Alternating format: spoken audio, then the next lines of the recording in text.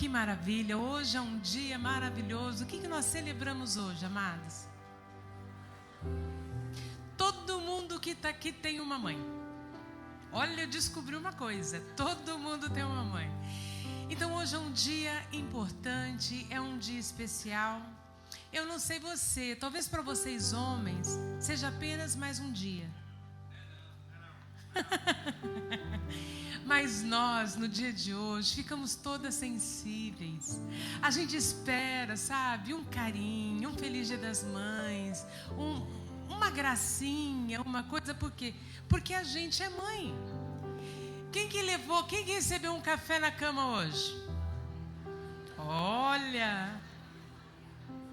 Oh, agraciada és tu, mulher, porque eu não recebi.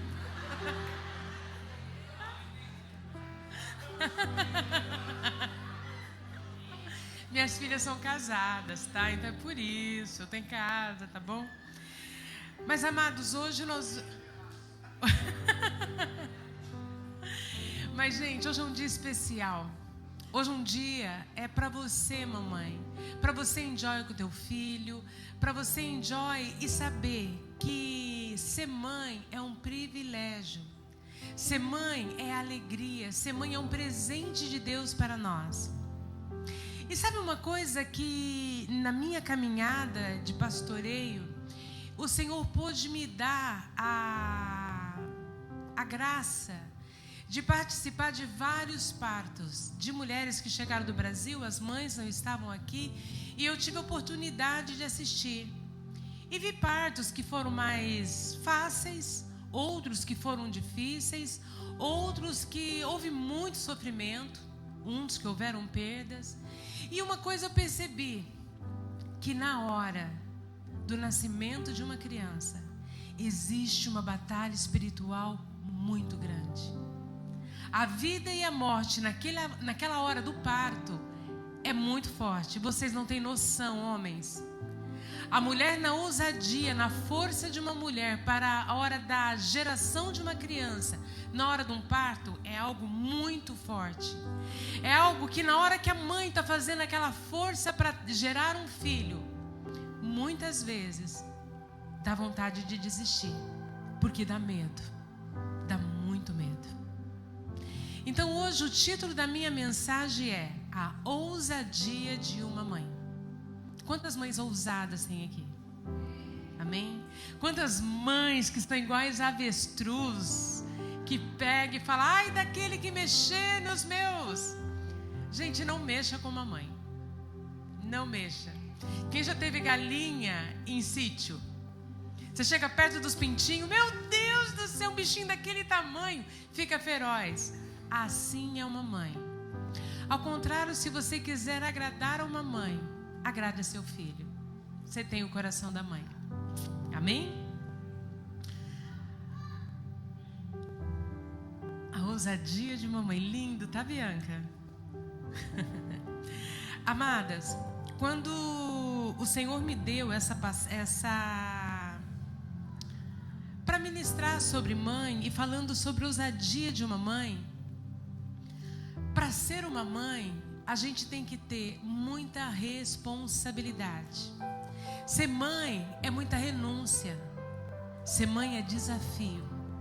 Quando nasce uma criança, nasce uma mãe. Ninguém nasce sabendo ser mãe.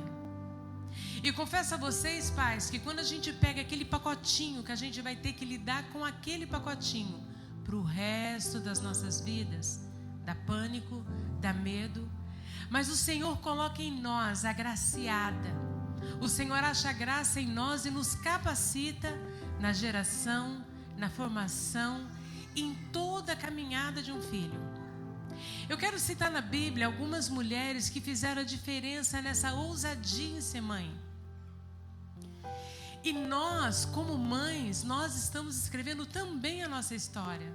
Porque nós tivemos o desejo e a ousadia de ser mãe também. A primeira mãe foi Eva. Ela errou, mas ela foi a primeira que sentiu a dor do parto. Eu sei que o Senhor virou e falou que ela teria dor. Foi o preço do pecado. Mas foi a primeira mãe que ouviu o choro de um filho, que não sei se teve dor de ouvido, mas foi a primeira que sabia, sem saber, o porquê que aquela criança estava chorando. Não sabia se era fome, se era dor, o que era. E ela teve aquele desafio de ser mãe. Eva também foi a primeira mãe a sofrer com a dor da perda de um filho. E não foi fácil. Hoje nós temos algumas diretrizes de amigas quando falam, olha, está chorando, vê se não é dor de ouvido, vê se não é isso, vê se não é aquilo. Mas a matriarca nossa, a primeira mãe, Eva, ela teve que aprender tudo do zero, literalmente. Ela foi a primeira da humanidade. Então a primeira foi Eva. Outra mãe que eu queria passar para nós, Sara, esposa de Abraão. Ela teve um filho na velhice chamado Isaac. Sara não acreditava mais que ela poderia ter um filho. E naquele tempo, quando uma mulher era estéril, era uma maldição. Era triste. A mulher estéril, ela, de uma certa forma, ela era rejeitada pela sociedade. Mas o Senhor achou graça. Ainda que num certo momento ela até riu, achando que já não era mais tempo. E muitas vezes nós, ao meio de algumas lutas que nós estamos enfrentando, a gente acha que não há mais possibilidade. Mas para o Senhor, mamãe, nada é impossível. Para o Senhor, Ele pode mover, Ele pode fazer. Eu me lembro um dia que uma pessoa chegou para mim, eu e o pastor Marcelo, nós fomos na casa dessa pessoa. E a família inteira estava reunida e no próximo dia essa mãe iria tirar essa criança que estava no ventre. E eu e o pastor estávamos lá, oramos e falamos, essa criança não está morta, ela vive. Antes de você fazer o procedimento, faça mais um check-up para ver. Essa criança hoje é uma criança saudável, grande, porque Deus é um Deus de milagres, Deus é um Deus de maravilhas, Deus é um Deus que quando nós não podemos, Ele põe a mão e Ele age. E essa fé, meu amado, minha amada, uma mãe tem de uma forma sobrenatural. É uma dádiva de Deus, é um dom de Deus que nós, mamãe, temos. E nós temos que saber reivindicar e usar para o bem este dom que o Senhor nos deu. Uma outra mãe que também é um nome difícil, mas a gente lembra, eu só consigo gravar esse nome quando eu canto a musiquinha. Joquebede. Ô Joquebede, Moisés não vai morrer. Vocês conhecem? Já posso ouvir o choro do bebê. Gente, Joquebede, imagina essa mãe de Moisés, aquele ao qual estava vendo perseguição, porque já lá falava-se que viria alguém que poderia trazer a salvação para a humanidade. Então, Moisés, tipificado Jesus, ele já foi ameaçado de morte. Muitas crianças morreram naquela época. E essa mulher, com a ousadia de uma mãe, ela faz um cestinho, ela faz um Moisés, e ela coloca betume, sei lá, ela sela aquela cesta e joga no rio. E naquele rio, com a fé dela, o que ela faz? Ela entrega na mão do Todo-Poderoso o destino daquela criança. Amados, às vezes o seu filho está em tuas mãos e você não sabe o que você faz. E entregue a vida dele, o destino dele nas mãos do Senhor. E Ele vai fazer um destino específico, um destino de vitória, um destino que vai haver felicidade e alegria.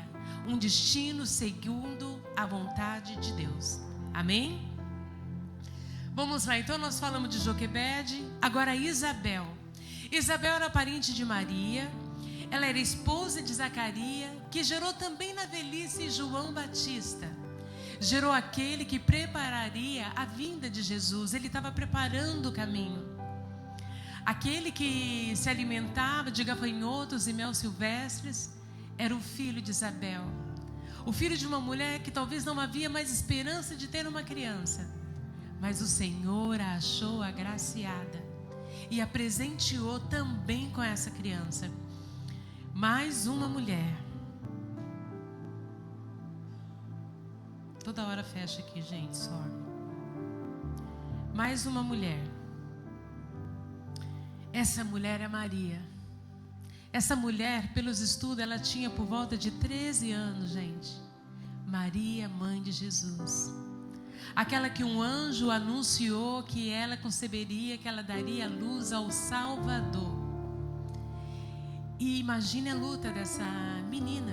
Era mulher na época, porque antigamente se começava mais cedo. E essa mulher, ela pagou todo o preço em termos de... Imagina quantas coisas não falaram dela. O noivo dela, que seria José, ele para não envergonhá-la, ele queria partir na noite, mas um anjo aparece para ele e fala: volta, isto é obra minha, volta, porque é o Salvador da humanidade que está vindo. E José volta, e volta com aquela menina mulher, e gera o nosso único e suficiente Salvador, aquela que estava com ele em todos os momentos de dor, aquela que estava aos pés da cruz, aquela mãe que sofreu, gerando uma criança mesmo sabendo que ela teria que dar, porque ela sabia que o filho não era dela, era do Senhor. Que mulher guerreira. Amados, quantas renúncias uma mãe precisa de fazer para gerar um filho? São muitas renúncias. Renúncias de vaidade. O nosso corpo é completamente mudado. A gente engorda, dá muita estria no corpo. Você está falando de vaidade? Não, mas é que a gente muda. A gente muda o nosso emocional.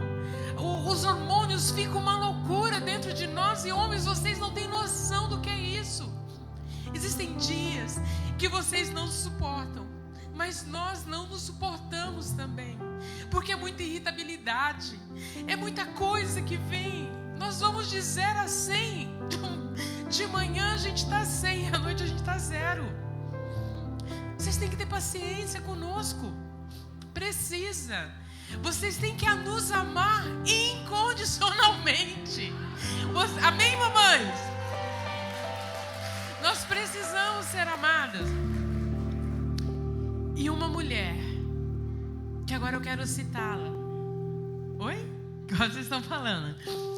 Uma mulher estrangeira, uma mulher cananeia, uma mulher sirofenícia, uma mulher que não teve nome na Bíblia. Mas o que destaca essa mulher que nem nome foi citado na Bíblia. E ela fez algo tão grande que foi citada a experiência dela com o Messias. Vamos lá, vamos ler o que aconteceu com essa mulher? Em Mateus 15, 21 ao 28. Falando de Jesus. Depois que saiu daquele lugar, retirou-se para a região de Tiro e Sidom. Uma mulher cananeia, natural dali, veio a ele gritando: Senhor, filho de Davi, tem misericórdia de mim.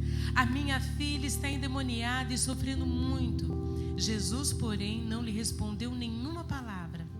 Então os seus discípulos se aproximaram dele e pediram: mande-a embora, pois ela vem gritando atrás de nós. E ele respondeu: não fui enviado senão as ovelhas perdidas do povo de Israel. A mulher veio, adorou de joelhos e disse: Senhor, ajuda-me. Ele respondeu: não é certo tirar o pão dos filhos e lançá-lo aos cachorrinhos.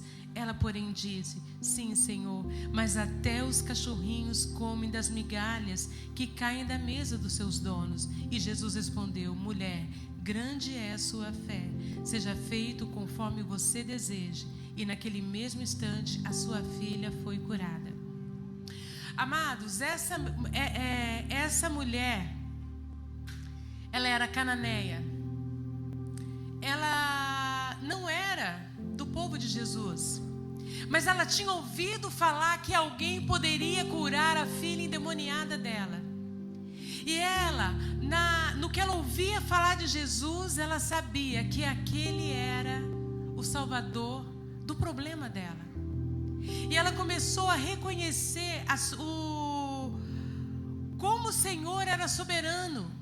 quantas coisas ele já tinha feito. E naquele momento, ela não se preocupou com nada e nem com ninguém. Ela simplesmente grita: Jesus, filho de Davi. E quando ela grita, ela se expôs. Imagina, ela não estava no meio deles, ela não era dos discípulos, e era uma estranha, e ela era uma cananeia. E naquele tempo, era um povo que, para os judeus, não eram bem vistos, eles eram como cães, literalmente, era algo ruim.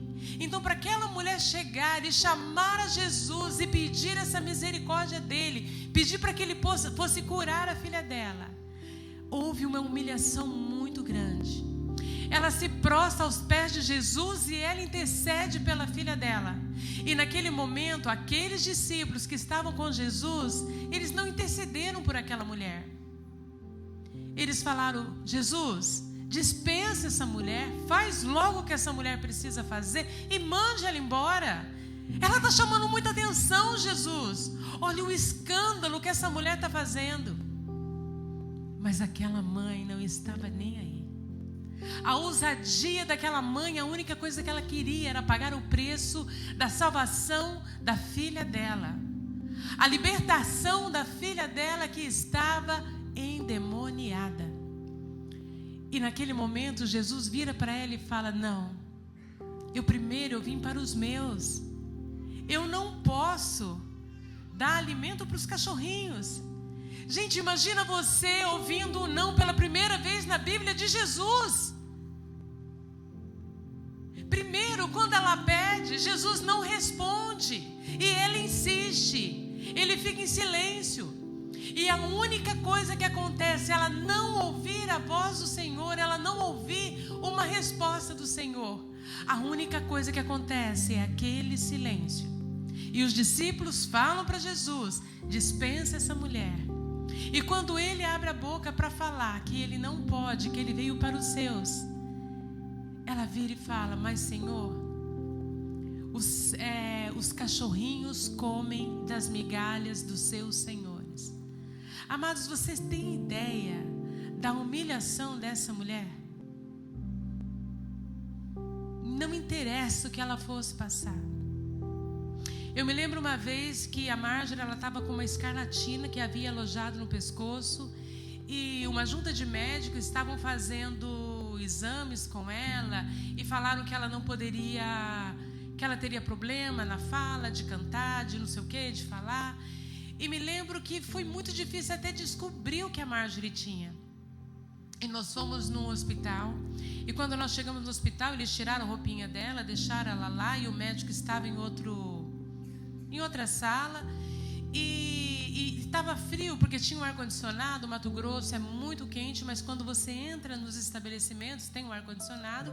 E ela já estava toda arrepiadinha. E eu fui esperando. E a mulher não vinha. E o médico não vinha. Eu catei a minha filha. Eu entrei naquela porta daquele doutor que estava conversando com uma mulher e rindo. Eu falei: doutor, você não vai atender a minha filha? E a recepcionista virava e falava: você não pode entrar, não sei o quê. Eu entrei e falei: você só me avisa, você pode atender a minha filha ou não? Ele arregalou o olho, porque ele estava conversando, conversa fiada. Mas não interessava o que eu precisava de fazer para que a minha filha fosse atendida. Mãe, a ousadia de uma mãe, ela excede até o nosso entendimento. Porque neste momento, eu não dei conta que eu estava invadindo uma sala, eu não sabia o que podia. Eles poderiam me tirar lá da clínica, podiam fazer alguma coisa, porque eu realmente agi com uma certa revolta. Naquele momento que aquela mulher se prostra aos pés de Jesus, que ela se humilha, que ela o adora, que ela entrega para Ele e fala: Senhor, somente o Senhor pode resolver a minha causa. Naquele momento, aquela mãe, o Senhor vira para ela e fala assim: por tamanha a tua fé, a tua filha já está liberta. E aquela mãe volta para casa e a filha está liberta. E não se cita mais essa mulher na Bíblia. É a única hora que a cita. Mas sabe, no meio da caminhada, eu imagino que essa mãe muitas vezes teve vontade de desistir. E amados, quando a gente está cansado, o que a gente tem que fazer quando a gente está cansado? Descansar e não desistir. Só que quando nós conhecemos aquele que é o autor da vida, ele fala que é para nós descansarmos nele, esperarmos nele, porque nele que vem a resposta, nele que vem o socorro. Então não é hora de desistir. Não desista do teu filho.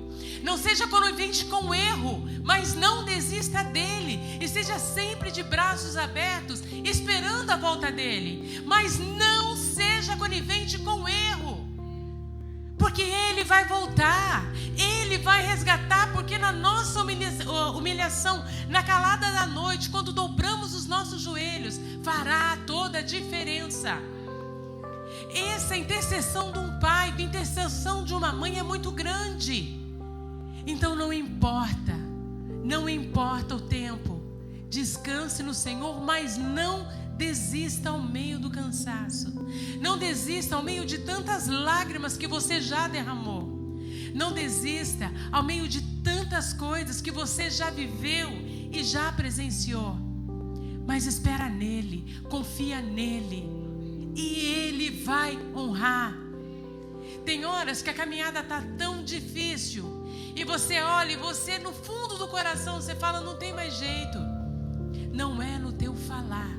Às vezes o teu silêncio na tua intercessão vai falar muito mais do que no teu blá blá blá blá blá blá. Às vezes você vai cansar e vai afastar. Mas quando nós rogamos ao Pai, gritamos, e amados, a calada da noite ela pode muito. Uma intercessão na madrugada, nós entramos ao mundo espiritual e nós invadimos o mundo espiritual, porque é um momento de batalha. É um momento muito grande de batalha. Eu comecei essa pregação com a dádiva de ser mãe, a ousadia de ser mãe. Só que Satanás, o que Satanás fez? Ele desvirtuou este ministério da maternidade. Nós temos trabalhado muito. Nós temos realmente, nós mulheres, nós temos conquistado muito espaço. Nós temos nos realizado. Mas nós temos deixado a desejar na maternidade. Nós temos deixado a desejar na maternidade por terceirizarmos a criação dos nossos filhos. A igreja não educa teus filhos. A igreja é um apoio. A escola não educa os nossos filhos, a escola também é um apoio. A babysitter, independente do daycare, independente da escola que você coloca o teu filho, seja uma escola cristã, ela vai te apoiar, mas ela não vai educar. O que o teu filho quer de você, mamãe, é a tua companhia. Ele quer aquele teu tempo gasto com ele. Ontem nós tivemos na minha casa, foi o dia dos boys e o dia das girls. Porque o Neita, meu neto, eu tenho 3 netas e tenho um neto. Então sempre vem o Neita, eu tenho 3 menininhas que elas ficam, apesar de ter idades diferentes, elas se interagem, e é bonequinha, é não sei o que, Então, na minha casa, eu tenho uma brinquedoteca lá no basement e eu coloco para as crianças, tem a cozinhinha, tem as panelinhas e tem os brinquedos do Neita. Mas é um menino que tem brinquedo e 3 meninas que têm brinquedo. Então, elas tomam espaço. Então, eu virei para o pastor e eu falei, amor, vamos fazer um dia dos boys e das girls? E assim foi. O Marcelo saiu com os meus genros, com o Neita e com algum agregado lá também. E eu saí com as minhas filhas e com as minhas netas. Amadas, foi um tempo tão gostoso de nós juntas, com as meninas. Não foi compra, não foi nada, mas foi um tempo que a gente estava junto. Um tempo que a gente ria. Um tempo que as crianças se sentiam importantes de estar conosco. E quantas vezes a gente já perdeu isso? Não é presente para mim. O meu presente para o Dia das Mães foi esse tempo de qualidade que nós tivemos juntas, como mãe e filhas. E às vezes o seu filho está querendo isso com você. E às vezes, filho, a tua mãe está querendo isso com você. Esse tempo de qualidade com ela. Apesar que hoje muitos filhos não estão aqui, estão lá no Youth Camps, mas os de colinho estão aqui até 2 anos. Então Satanás, ele quer roubar esse tempo que nós temos com os filhos. Porque o tempo que nós temos com as nossas crianças é muito pequeno. Então nós acordamos 7 horas da manhã. Eu não sei se você acorda mais cedo. Aí eu até ministrei essa mesma palavra no Book Clube das Mulheres, no culto para as mães. E nós acordamos de manhã e nós olhamos para os nossos filhos e falamos para eles: bom dia, meu filho. O dia amanheceu ensolarado. Vamos acordar. Mamãe está preparando um café. Lá, lá, lá. Meu filho, levanta, nós estamos atrasados. Vamos lá, pega lá, para de chorar. Pega o mochila, menino, você vai apanhar. Não sei o quê. Entra no carro.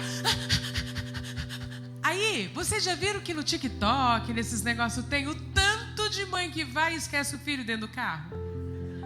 Que esqueceu o filho no meio do caminho? Esquece mesmo, gente, porque é muita coisa. E tem gente que é agraciada. Eu tenho umas mães aqui na igreja que são agraciadas, eu não vou falar o nome, mas Ivaete, Ana Flor, e tem mais algumas que tem 5, que tem não sei o que. Fabiana, olha, as mães agraciadas. E deve ter mais. Gente, é muito filho, vocês estão, olha, de parabéns. Eu imagino de manhã, tá. Apesar que eu sou de uma família de 11, né? Mas lá em casa era o seguinte: eu sou a rapinha do tacho, é eu mais o meu irmão.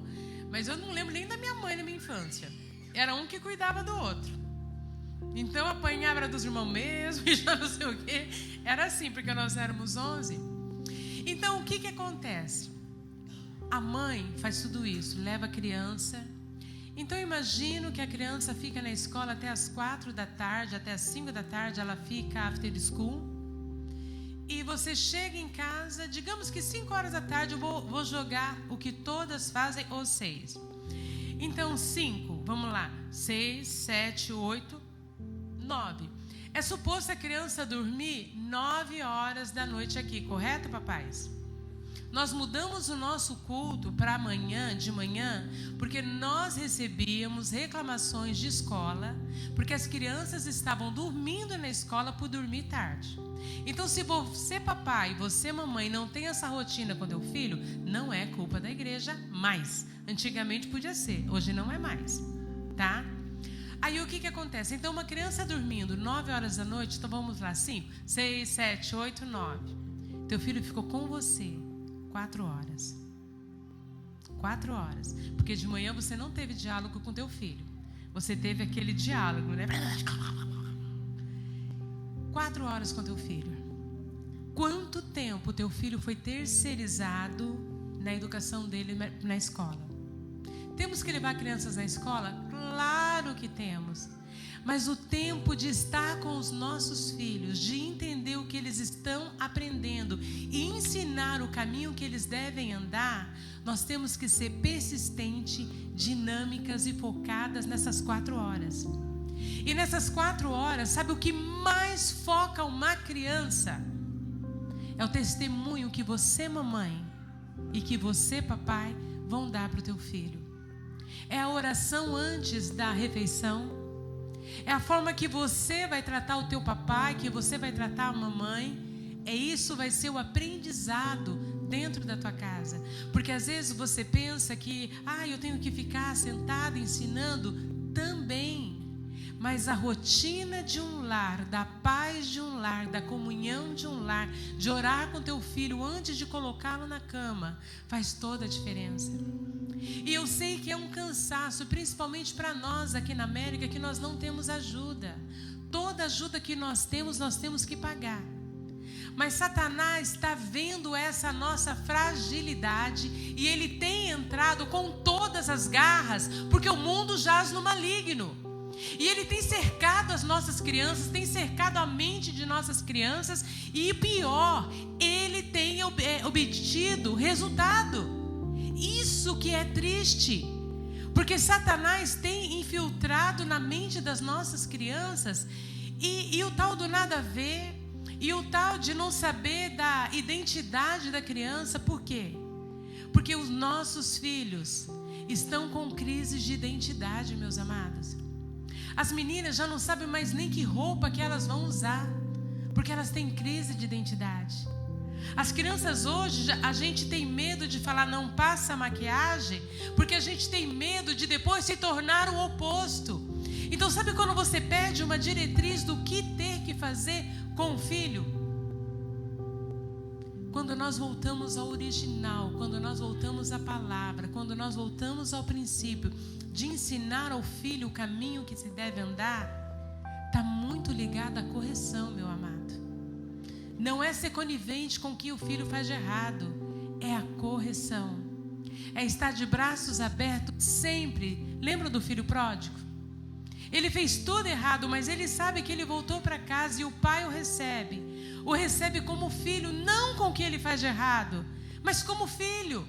E nós devemos fazer isso, porque nós vamos dar conta de toda a herança que o Senhor nos deu, que são os filhos. Os filhos são heranças do Senhor.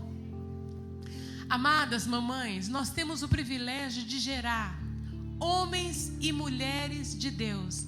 Nós geramos presidentes, doutores, pastores, mestres, geramos tantas coisas maravilhosas, mas geramos também marginais, ladrões e muitas coisas ruins. E aonde nós erramos? O que acontece quando o trilho sai fora do lugar? Aí entra a ousadia de uma mãe. Porque muitas vezes na sua caminhada, mamãe, você está errando ao meio do caminho, porque nem você recebeu para saber dar. E quando a gente não sabe dar porque não recebeu, é os pés no altar, joelho no altar, que a gente recebe a orientação do Pai. É no altar que a gente recebe consolo do Senhor. É no altar que a gente recebe estratégia de calar, domínio próprio através do Espírito Santo de Deus, de falar o que é correto. É neste momento que o Senhor nos dá a estratégia de educar um filho. Amados, impossível educar um filho fora da presença do Senhor. Porque nós temos que nos responsabilizar também pela salvação dele. Não é só conquista de casas, carros, estudo, diplomas, mas uma vida eterna. Nós vivemos 70, 80 anos. Quanto que um homem vive? 70, 80 anos na terra. E é uma eternidade que nós vamos ter que prestar conta depois de saber se iremos para o céu ou para o inferno. E nós temos uma participação com os nossos filhos. Se depois de grandes eles tomarem a decisão que eles quiserem, I don't care. Mas que nós venhamos a fazer o que é correto. E no tempo oportuno, a gente não sabe quando, eles vão saber o que decidir. Eles vão saber, mas mamãe, essa missão de maternidade é uma missão árdua. É uma missão que requer tempo, que requer entrega, que requer renúncia. Porque orar por uma criança antes dela dormir, às vezes a gente está com sono, às vezes a louça está suja em cima da pia, mas a gente precisa. É algo que a gente precisa, porque a faixa etária que a gente crava na mente de uma criança, esses ensinos, ela tem uma fase. Porque depois de um tempo, ela vai achar que ela é dona do próprio nariz e que ela é autossuficiente. E aí ela vai partir para a área da descoberta. Mas aí quando ela levar aquela da vida, ela sabe para onde voltar. Ela sabe para onde recorrer. Mas sabe para onde ela vai recorrer?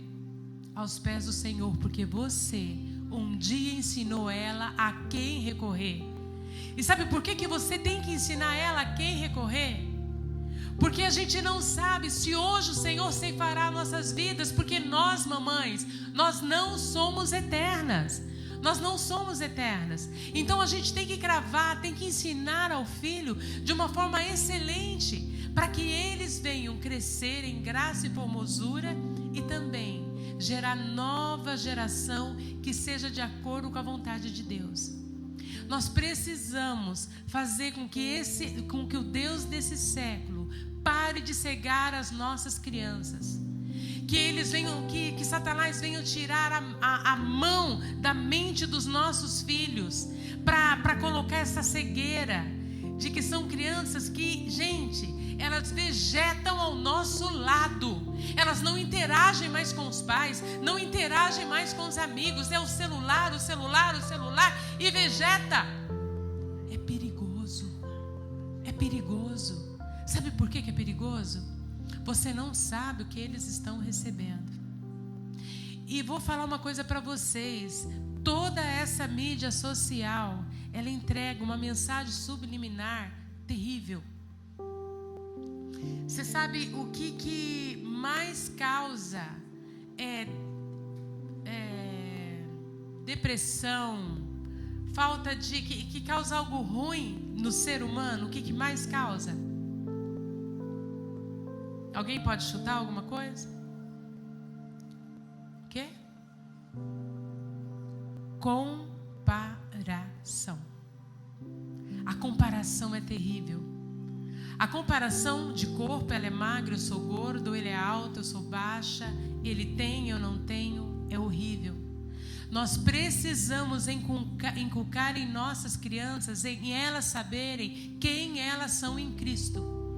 Porque em Cristo elas são mais do que vitoriosas. O mundo tem colocado uma diretriz errada, que tem que conquistar, que tem que fazer coisas carnais, coisas que são momentâneas. Nós precisamos ensinar os nossos filhos a conquistar coisas do reino, porque serão perpétuas. E isso, mamãe, nós temos este dom e nós temos essa responsabilidade. Mamães, o filho, quando ele é pequeno, ele é criado por nós. A mamãe educa o filho. Pastora Zali, não, é a mamãe. E quando a gente não dá conta, eu vou falar para o seu pai. E é assim. Mas a gente tem que ter o espaço nosso de saber que nós resolvemos. Para ela respeitar tanto o papai quanto a mamãe. E essa responsabilidade nós temos que trazer de volta para nós. Porque nós estamos vivendo a vida, trabalhando e pensando que a gente tem que suprir as necessidades materiais dos filhos, que é o que Satanás tem colocado.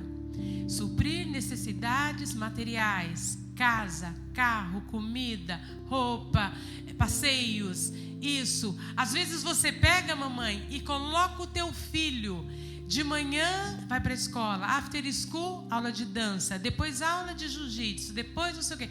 Você já vai trazendo para a sua criança um burning out de criança. Que ela começa a ter esse TDAH, como é que fala? É TDAH, né? Começa a ter de uma forma que a escola agora ela está detectando isso e está falando que todo mundo tem. Mas é tanta atividade, é tanta coisa, a criança não dá conta. A criança precisa estar em casa. Ela precisa ter... Porque hoje a criança está de um jeito e quando ela não tem mais nada para fazer, quando ela senta, ela acha boring. Ela não sabe mais ficar quietinha. Tá errado. Tá errado.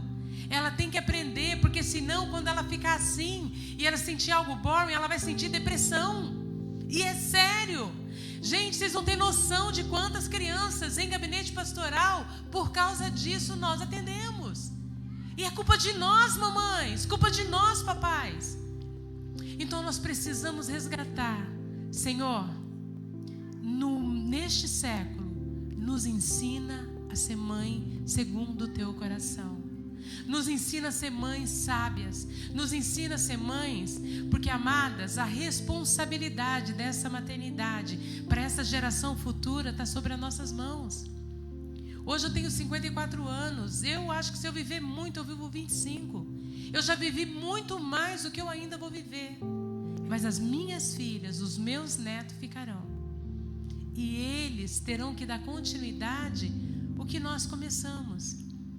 Então a responsabilidade de cravar o reino na mente deles é muito grande. Em detectar o Deus deste século é muito grande. Em saber detectar a vaidade da carne e o que é do espírito. Nós precisamos, porque nós precisamos detectar isso em nós também. Amados, então essa maternidade nos dias de hoje, ela está mais... A responsabilidade dela, eu creio que ainda está maior do que nos dias antigos. Porque a volta de Jesus está muito próxima. E essas crianças terão que anunciar o reino. Terão que ensinar que o mundo jaz no maligno. E que essa geração terá que detectar o que é o maligno em todas as áreas. Quer seja trabalho, quer seja na roupa, quer seja na mente, quer seja na escola, quer seja no que ela vê, em tudo. E ela terá que fazer a escolha. Ensinar o Espírito Santo de Deus nelas para dar esse discernimento. Porque tem certas coisas que vêm empacotadas de coisa boa, mas o Espírito Santo discerne do que é correto. Então nessa manhã, mamãe, eu queria que o pastor Marcelo viesse aqui na frente, porque eu sou mãe e eu quero receber essa oração também. Não haverá imposição de mãos, mas que o Senhor venha renovar as nossas forças, renovar o nosso entendimento, renovar as nossas estratégias com os nossos filhos, para alcançar a aprovação de Deus nessa dádiva tão maravilhosa que é a maternidade. Então eu queria que vocês, mamães, todas, viessem aqui na frente. E vocês, papai, vão interceder por nós. O pastor Marcelo vai vir aqui na frente. Eu quero descer também, porque eu quero receber essa intercessão de ser mãe, mulher guerreira. Pode vir na frente, mamãe.